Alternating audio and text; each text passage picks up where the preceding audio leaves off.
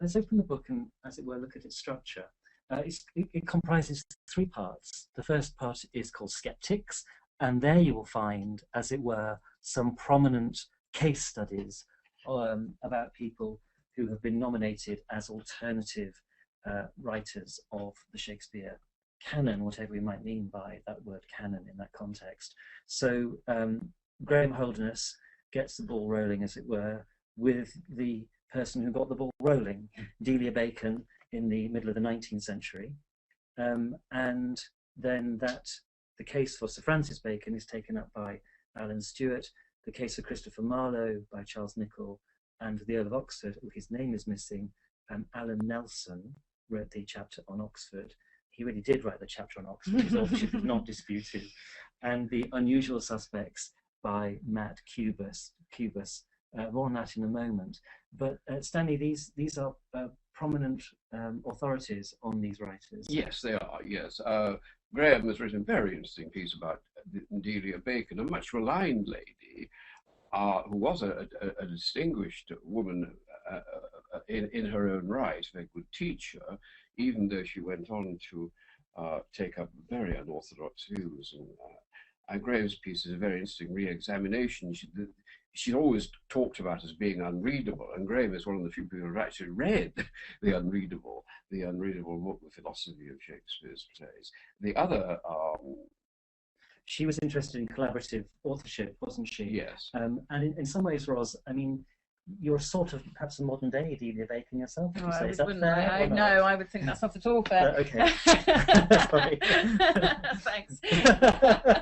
You look nothing like her. No, and I think we have very different backgrounds. I mean, for a start, she was self-taught, as I believe, because as a woman she couldn't, which is very interesting.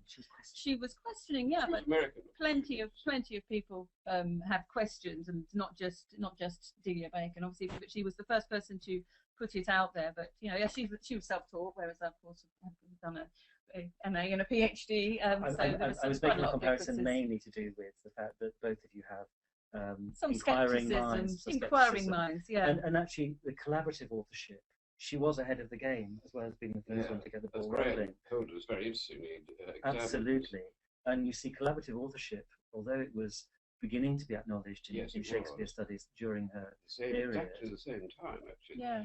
The first theories about Fletcher, hand in Henry VIII, for example, comes in then.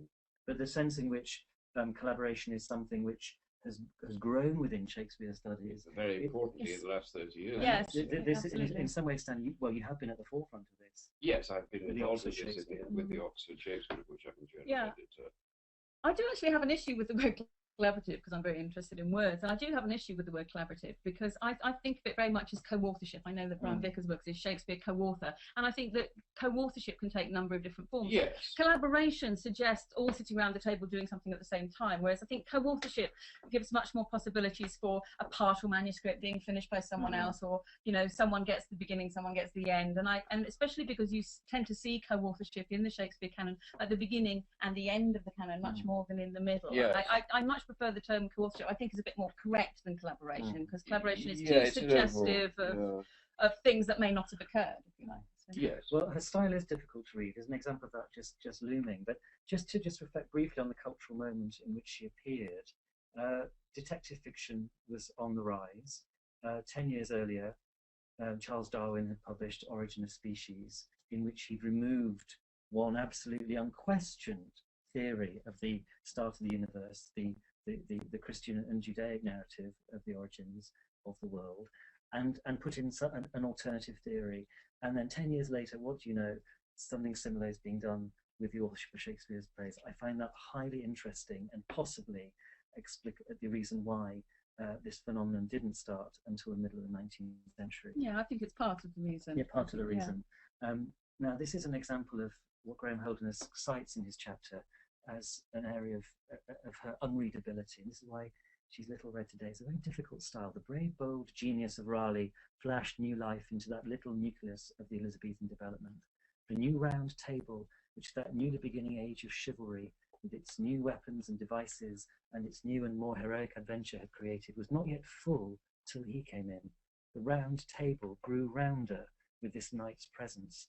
Over those dainty stores of the classic ages, over those quaint memorials of the elder chivalry that were spread out on it, over the dead letter of the past, the brave Atlantic breeze came in, the breath of the great future blew, when the turn came for this night's adventure, whether opened in the prose of its statistics or set to its native music in the mystic melodies of the bard who was there to sing it. I was fine until I got the Atlantic breeze, and then just slightly after Night's Adventure, I sort of lost it a little bit. Yeah, she really desperately needs an editor, I have to say. I was having problems with the newly and new and the new. You know? Yeah, she's not a great writer, is she? But an innovator. But it's very fictive as well, and I think the approach is. It's interesting to me that the first person to put the Marlowe argument forward put it forward in a novel. But this is very imaginative writing. It is, and it alludes self-consciously to myths, doesn't it? Arthurian especially, and I love that cultural clash between the American and the British. The Atlantic breeze coming in. That's very, very interesting. The Atlantic breeze is Delia Baker. She is the Atlantic breeze. Now, but anyway, what arises pretty quickly after she gets the ball rolling within the next sort of 70 years or so is a sort of whodunit scenario, whereby it's beginning to seem that anybody apart from Shakespeare at Stratford is a reasonable suspect. So there we have an image of a man who might be Christopher Marlowe. Yes, no certainty about putative that. Portrait. Yes.